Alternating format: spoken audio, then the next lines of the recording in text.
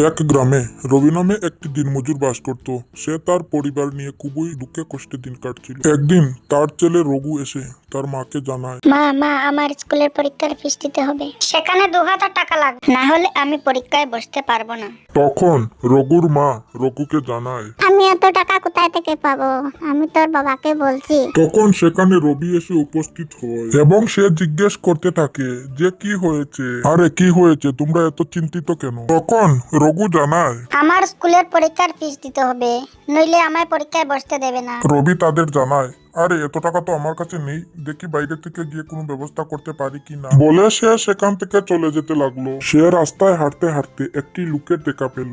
লোকটি রবিকে দেখে বলল, আরে ভাই রবি, তোমাকে এত চিন্তিত দেখাচ্ছে কেন? কোনো সমস্যা হয়েছে কিনা? হলে আমাকে বলো। কি আর দুঃখের কথা বলবো ভাই, ছেলের স্কুলের ফিসও দিতে পারছি না, এর মাঝে আবার কোনো কাজকর্মও নেই, কি করব তাই বুঝতে পারছি না, তাই এদিক দিয়ে যাচ্ছি, যদি কোনো কাজ পাই তাহলে করব। আরে ভাই, তাহলে এত চিন্তা করছো কেন? গ্রাম প্রধানের কাছে যাও, ওনার কাছে অনেক কাজ আছে, উনি তোমাকে একটা কাজ দিয়ে দেবেন নিশ্চয়ই। আচ্ছা ঠিক আছে, আমি আজই ওনার কাছে যাব।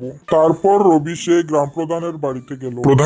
প্রধান মশাই, আমাকে আপনার ক্ষেতে একটা কাজ দিন, আমি খুবই অসহায়, আমার ছেলের স্কুলের ফিস দিতে হবে, আমি পারছি না, তার জন্য আপনার কাছে কাজের জন্য এসেছি। তোমার ছেলের স্কুলের ফিস দিতে হবে তো আমি কি করব? আমি তোমাদের মতো মানুষদের কাজ দেই না, বরং আমি গরিবদের ঘৃণা করি। এক্ষুনি বেরিয়ে যাও আমার বাড়ি থেকে, আমার বাড়িতে আসার সাহস তোমাকে কে দিয়েছে? প্রধান এই কথা বলার পর রবি সেখান থেকে চলে আসে। এর কয়েকদিন পর রবি দেখতে পায় প্রধান মশাই প্রচন্ড বৃষ্টির মধ্যে ভিজে ভিজে কোথায় যাচ্ছেন। আরে প্রধান মশাই, আপনি বৃষ্টির মধ্যে ভিজে ভিজে কোথায় যাচ্ছেন? আপনার ঠান্ডা লেগে যাবে, চলুন পাশেই আমার বাড়ি, আমার বাড়িতেই চলুন। তারপর রবি প্রধান মশাইকে নিয়ে তার বাড়িতে চলে যায় এবং সে তার স্ত্রীকে বলে, উনি হলেন আমাদের প্রধান মশাই, উনার কাছেই আমি কাজের জন্য গিয়েছিলাম, উনার জন্য চা নিয়ে এসো। তারপর প্রধান মশাই বললেন, আরে ভাই রবি, চা খেতে হবে না, বৃষ্টি কমে গেছে, আমি এখন চলে যাব, আরেকদিন এসে চা খাবো। আর শুনো, আমি তোমাকে সেদিন ভুল বুঝেছিলাম, আসলে তুমি খুবই ভালো মানুষ, না হলে তুমি আমাকে বৃষ্টির মধ্যে তোমার বাড়িতে এনে আশ্রয় দিতে না। আর কাল থেকে তুমি আমার মাঠে কাজে যেও, আমি তোমাকে কাজ দেবো। আজ তাহলে আমি আসি।